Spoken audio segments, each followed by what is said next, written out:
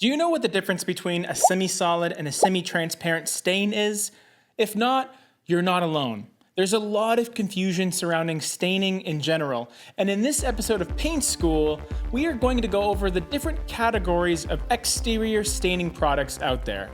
I'm James from thepaintpeople.com, and welcome to Paint School. This is a series of videos that goes over some of the more fundamental aspects of painting and decorating. Now, we can all learn at different stages of our painting experience, but I'm going to categorize this lesson at the do-it-yourselfer level. Staining your deck can be the perfect way to revitalize your exterior property.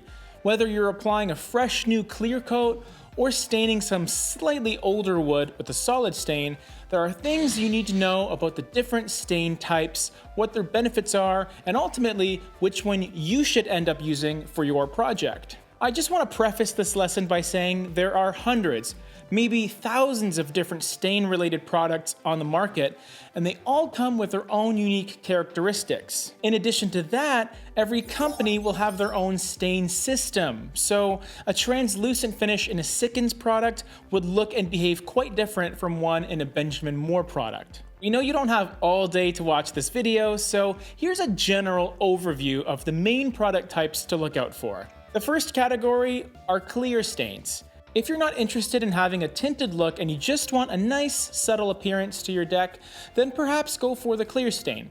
Just be prepared to recoat your deck annually. Sometimes called clear toners or deck water sealers, the biggest benefit of using one is it will best represent the appearance of the wood itself. Because it's fully transparent, not only will you be able to see the wood grain, but you'll also see the true color of the wood, albeit perhaps with a slightly warmer tint to it. Generally speaking, sealers will protect the wood from moisture, but don't do much in regards to sun protection. Many clear stains will have little to no ultraviolet ray protection, which could be an issue in the long run.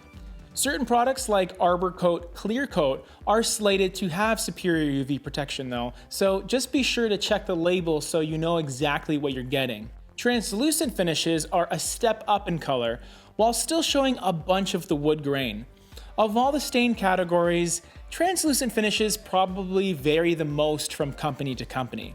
Some are more transparent than others, so you'll have to do some extra investigating on your end, depending on the company. Not all stains are created equal, especially in the translucent category. For something with a bit of color, the next step up would be semi-transparent stains.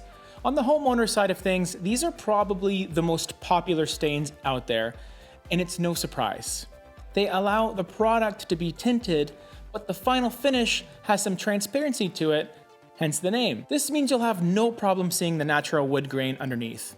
Semi-transparent stains also do a good job at penetrating the wood rather than sitting on the surface, and this means it's less likely to peel in the future.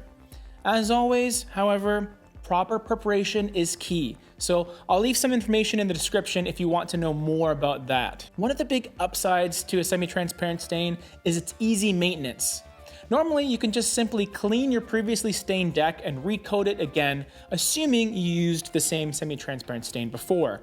If this is the case, you wouldn't need to completely sand and strip the deck, which will save you time and effort. With regular use, you can usually stretch a few years out of a semi-transparent stain finish before the pigment begins to fade a little bit, but in general, it's a solid choice for a lot of people. Now let's say you want a bit more color and perhaps a bit more protection.